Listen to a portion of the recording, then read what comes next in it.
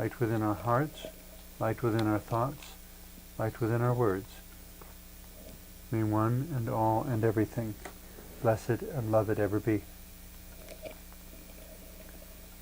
Welcome. I am Sister Who.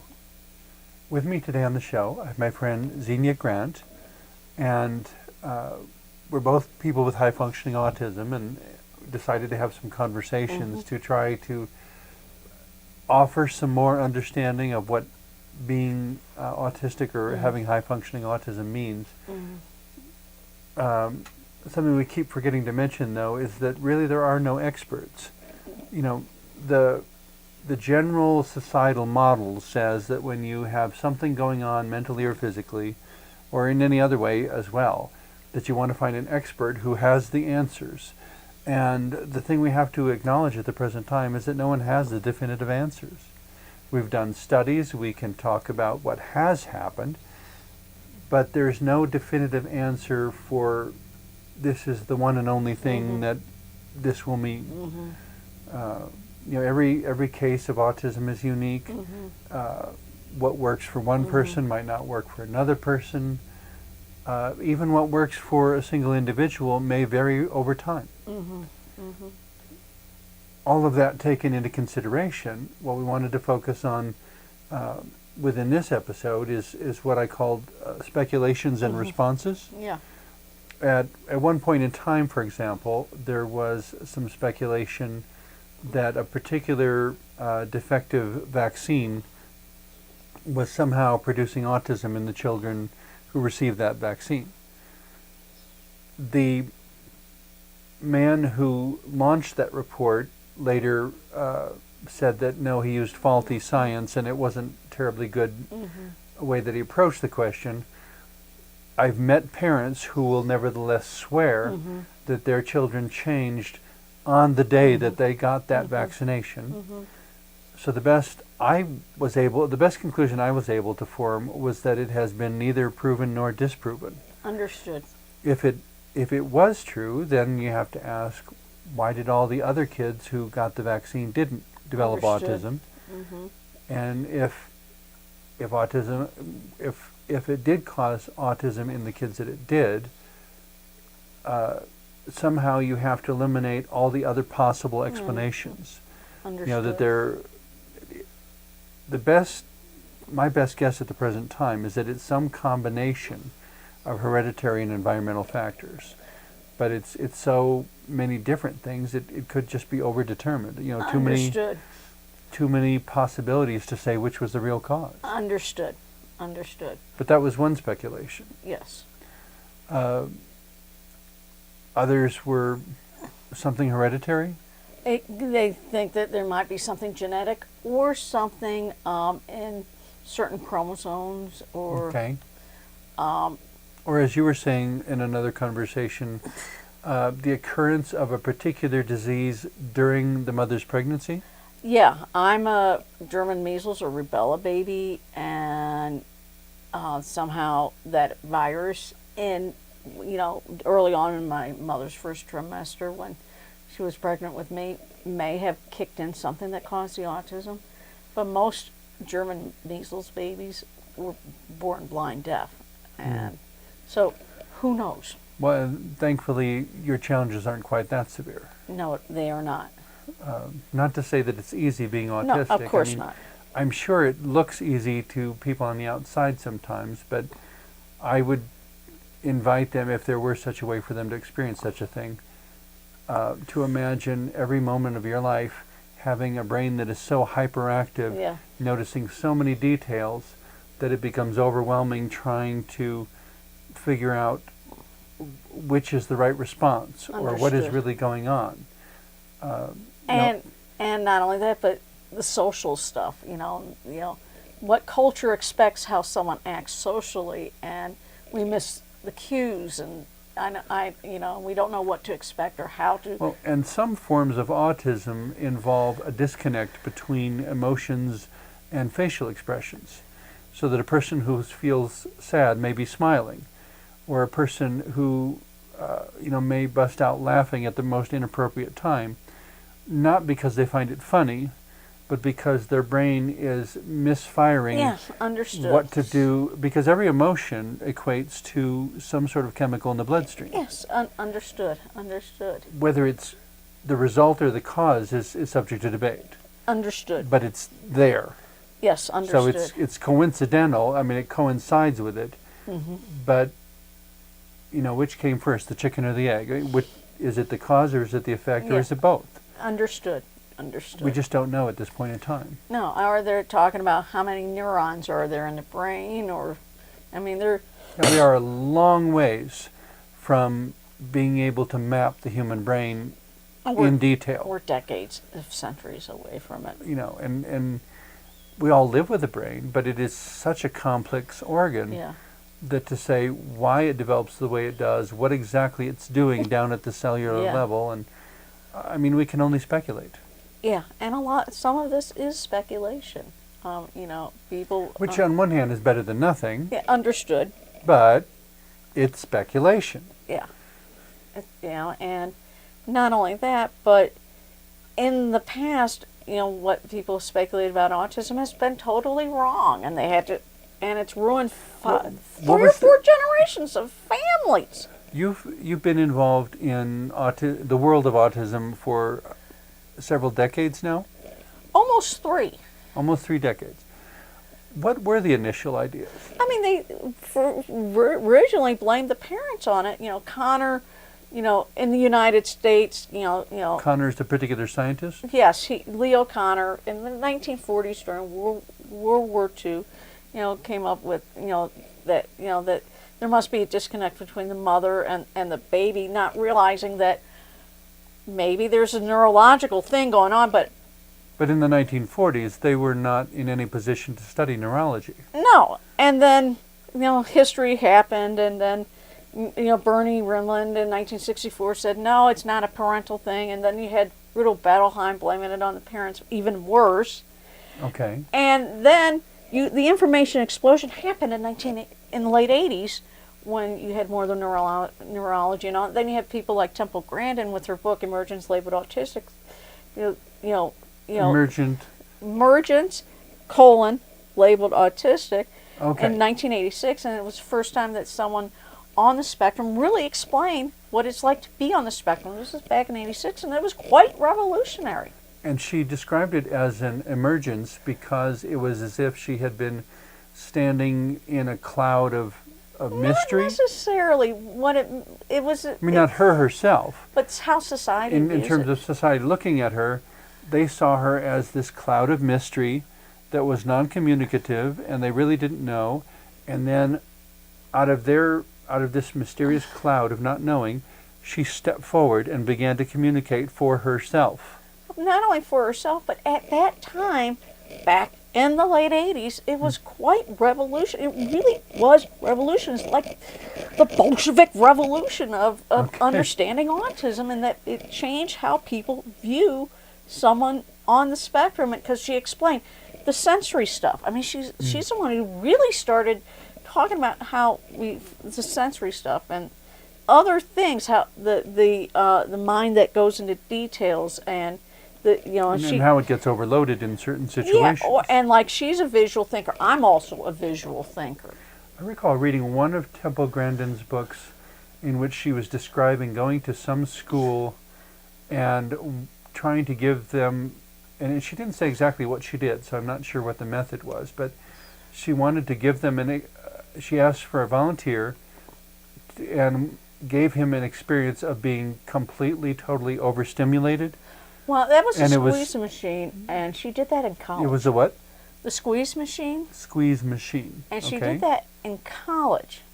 Well, she said one young man even got sick to his stomach Yeah. afterwards Yeah, because it so overwhelmed his system Yeah. that he actually threw up. yeah. I remember crawling into one of those things in 1995 in North Carolina. At the What exactly is it? It's a big machine. You go into it, and It's like you, a tube? no, it's like a cow pressure thing, and then it, So it's a box where the sides come in on yeah. you? Okay. I remember crawling into it back in '95 in North Carolina. It was wonderful, and you had your little lever that But somebody outside was running the controls. Back when she first invented it, yeah, Okay. in So 1995. she invented the machine. She invented the machine seeing cows being vaccinated on the ranch in Arizona, at a ranch in Arizona. Because it would stabilize them, because a certain amount of pressure yeah, is reassuring. yeah, and it was Too first, much pressure is overstimulating. yeah, and so when her book first came out in 1986, it really created a different thought pattern in how people with autism think. And then you had other books come out subsequently since Okay. 86. So the squeeze machine was to make the cattle more calm, because she dealt with essentially what gave her business success, I guess, was Yeah. that she was able to design chutes and pathways Yeah, and through how cattle yards. and so how the animal thinks. yeah, because before that they would have problems with the animals not wanting to Yeah. go through And if because you- it was too confusing. And if you saw the movie Temple Grandin, which won a whole bunch of Emmys back in 2010, Okay. it's an excellent, excellent movie. But so, how people think about autism is still evolving. It's still changing. You're getting different viewpoints. You're getting many more viewpoints now than you ever have before. I'm from that description, I'm wondering if the way animals think more typically reflects autism. That's what Temple says in her book, Animals. Either Animals Make Us Human, or there's another book she wrote. In the She's written a number of books. Oh yeah, oh absolutely, and it just I sometimes think of my dogs as possibly autistic, because they always want things done the same way. absolutely Always the same way, always in the same Yeah. place, always with the same tone of voice. yes. And they're Understood. so honest, they never think of lying to me. They just respond directly and honestly. Well, that's because There's no duplicity. because the more complex a brain is, the more duplicitous a person can be, in a way, if you think about Okay. it. But I don't know that that's necessarily good. I'm not saying it is good. Because if you can be duplicitous, that essentially gives you the ability to deceive. Yeah, But that's where I find it interesting within the world of Star Trek, as Gene Roddenberry wove it all together, that he created the Vulcans as this intellectually superior race, and one of the basic tenets of their language was they considered lying or deception to be irrational and consequently undesirable. illogical. Yes. Illogical. And so if lying was illogical and duplicity is illogical, and ineffective and so forth, then, well, bridging for just a brief moment to one of a New Age friend that I was talking with, we were questioning whether autism was indicative of some future phase of human evolution. I've heard that before, and my personal opinion is no. It's just people being people. Everybody has something. And I'm not saying that necessarily is. No, understood. But Understood. I think it offers some interesting implications. Yeah. That if that which is truly God wanted humanity to be more honest and less inclined to lie to each other, what if the divine were to nudge humanity in the direction of being unable to lie because of having an intolerance for duplicity? Fascinating. I've not thought about it in those terms before. Just an interesting possibility. Okay. Understood. Understood. And my apologies to any atheists watching who want to dismiss that Understood. immediately. Feel free to do so. I mean, But understood. to me, it was an interesting thing to consider that, and even if you don't believe in God, Understood. if autism is the way the human race is evolving, because a lot of people are wondering why we're having more and more cases. It And could be that the definition has changed. Could be it better could be reflection diagnosis. definition. It could be culture. It could be that Yeah, we're because noisy. we still don't know the cause. And we still don't. I mean, we're a noisier society than we were 30 or 40 years ago, and our nervous because systems we are don't being know, affected. Because we don't know, we also can't dismiss the possibility that the human race really is evolving in that direction. Which makes me wonder if you're going to analyze it from a scientific perspective, most of the time evolutionists and so forth want to look at an effect and come up with an explanation for why nature would find that to be a wiser path. Understood. If the Vulcans find duplicity and deception illogical, suggests to me the possibility that nature would find it illogical also, and consequently, in whatever way nature steers evolution, I don't know, we've totally figured that out, that more and more people would be born and develop in a way that steers away from that illogical dynamic. Fascinating. I would have to think about these things and ponder these things because... Well, the whole point of our show is to make people think. Understood. Before I forget, though, there was a movie and a book, I guess, that you were familiar with that I'm not at all familiar with. Well, that's from the early 80s, and that Sunrise and Barry Kaufman. It's called Sunrise. Yeah, and most people who are under 35 probably have never heard of it. I do remember it being on NBC back in the 80s. But there was something significant about the parenting in it? What that is that the parents went into his world and he came to them. Because How did they go into his world? Just copying what he did. Oh, okay. And so they went into his world and he came and met them. And they did it, and... So them imitating him inspired him to imitate them? I think in a way, yeah.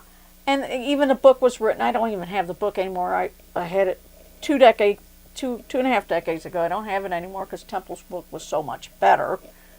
But the assumptions behind the movie and the book were that autism was something that was environmental, that could be learned and unlearned. Yeah, and not only that, but the idea, and I even still see it written today, and I find it highly offensive when they say that we're in our own shell and that you need to break the shell to get the person out of it. I find that highly offensive because, one, shells are a protection for the animal, like the turtle or the clam or whatever bivalve you talk about. And thirdly, you don't need the person to emerge. The person's already there.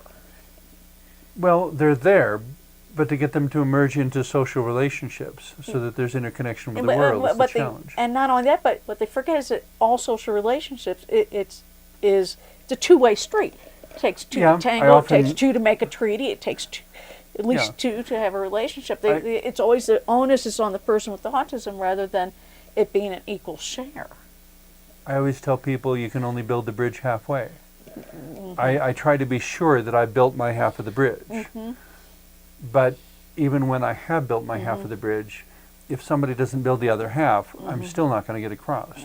Understood. I mean, I view it as that all communication implies some form of trust. I learned that as a political science student studying Soviet-American relations. Okay. That you have to have some form of trust to even have a dialogue.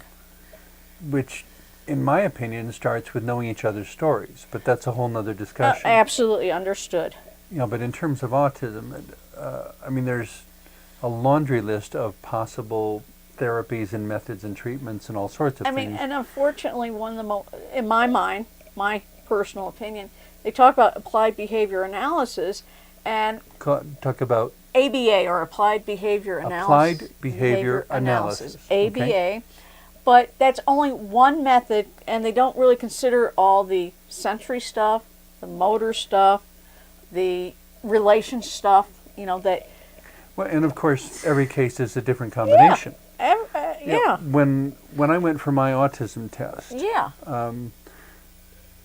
near as I could figure, it was a battery of almost 24 tests. Yeah. And what makes the determination, near as I could tell, was being above a certain percentage of, so that out of all these 24 tests, I could have a completely unique combination. Yeah. But as long as I had more than a certain percentage, I would be considered autistic. Yeah. And in my case, I tested positive for autism in 5 out of 6 areas. But that's to say that for each of those areas, there was as many as 3 tests for each area. Yeah. So it was checked and rechecked from all different angles. Yeah. But even with that, it was still a percentage that made the determination, not a particular test. Yeah. And not only that, but at this time in history, you can't have a blood test or a brain test or whatever to say that you have autism, like with diabetes or heart problems or. Well, to be able to make a physiological test for Yeah. autism, it seems to me you would have to be able to map the brain, first of all, Yeah. and second, that you would have to arrogantly decide which map of the brain was the correct one, Yeah. as if there was one correct way Yeah. for the brain to be wired and everybody else was a mistake. Yeah, understood. Understood. And if there isn't one correct way for the brain to be wired, then we've essentially disallowed the possibility of a physical test for autism. Fascinating. I never thought of it that way. You know, I mean, science relies upon set standards that are replicable. Yeah. Autism may be the biggest challenge to science because there isn't any one thing that is uniform throughout the entire spectrum of autism. And not only that, but you also have the cultural stuff, baggage that goes along with. Yeah, and then you have the effect of how the culture shapes the development of a unique brain, Yeah. and the impossibility of having that unique brain experience being raised within multiple different cultures Yeah. in order to see the difference in outcomes. Yeah. There are no two brains that are identical, and Yeah. so because of that, you can't really even do the scientific test. Well, somehow they'll figure out a way, one way or another. You know, maybe in the year 2525, who knows? To me, whenever they do, it'll still be speculation. I mean, a lot of and Because understood. you can't make one particular configuration of a person live multiple lifetimes, No, starting with the exact same combination in the beginning No. each time, in No. order to test the theory. It's No. just it's a theory that's untestable. I never thought of it that way. Wow. Yeah. Interesting. But in amongst the rest, we're as we start to wind down, we have a little bit of time left, but the other thing we haven't touched on yet is the obsession Yeah. of the current generation with pill popping. Well, America is a quick fix society. We have to we have to, But growing out of that, you go to a doctor and you say, I have autism, and all the doctor knows how to do is write a prescription. well, what it is. Are you depressed? Do Yeah. you need a stimulant? What do you need? And Well, I'm not sure the pharmaceutical industry has what we need, and I'm not sure, for myself, everybody needs to make whatever choice they need to, but for myself, I choose to pursue exclusively non-pharmaceutical solutions. And that is to be respected. I want to reframe my perception. I want to learn to effectively translate Yeah. situations. I want to learn coping mechanisms that do not involve turning my body into a chemistry experiment. And that is to be respected. And not only that, but the quick fix mentality has affected everything in America. So Okay. much so that people forget that we need to take time. And with autism, especially with people on the autism spectrum, time is on our side.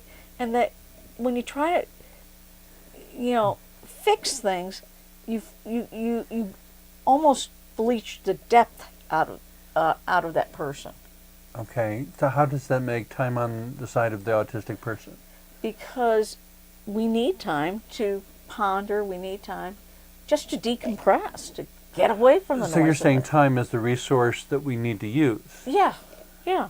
It's not that we can insist it be a short amount of time or burden ourselves with saying it will be a long amount of time. It will be whatever amount of time it is.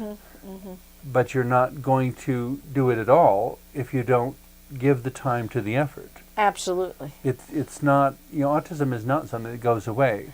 Nor It's- should it go it- away. I've heard a few people make the comment that they had autism as a child, but they grew out of it. I mean, And I kind of laugh because on one level, I would say, yes, you developed more effective coping absolutely. mechanisms, but it doesn't seem to me, that even with Temple Grandin, Yeah. it's not that she grew out of it. No, she just. The longer she lived, the more strategies and methods and perspectives she accumulated Yeah. that gave her more tools Yeah. by which to address her challenges. Yeah. But it seems to me that part of that lesson, Yeah. in spite of not having anything definite and concrete to cling to, Yeah. we need to embrace the speculation. We need to give ourselves freedom to think about, the alternative ways of measuring things, Yeah. the alternative ways of responding to things. And we very much need to give a response rather than dismissing it as not important enough. Understood. Or it only affects 2 people in our classroom, so we're not going to deal with Yeah. it. Those 2 people, well, they'll just have to do the best they Yeah. can. We're going to forget about them. No. Yeah. The person you're shoving aside by saying there's not enough of you to warrant our attention might be Albert Einstein. Yeah. You never Do know. we dare make that kind of neglectful statement? No argument from me. We need to speculate, we need to imagine, we need to dream, and we need to respond. Final quote, and then you're welcome to throw in a final quote as well if you like, but the one other one that comes to mind that I feel like I should include here was the author Barbara Scher, who in one of her lectures said, maybe we all think we're special, and maybe we all are. I would like to say what the Vulcans say: infinite diversity and infinite combinations. Exactly.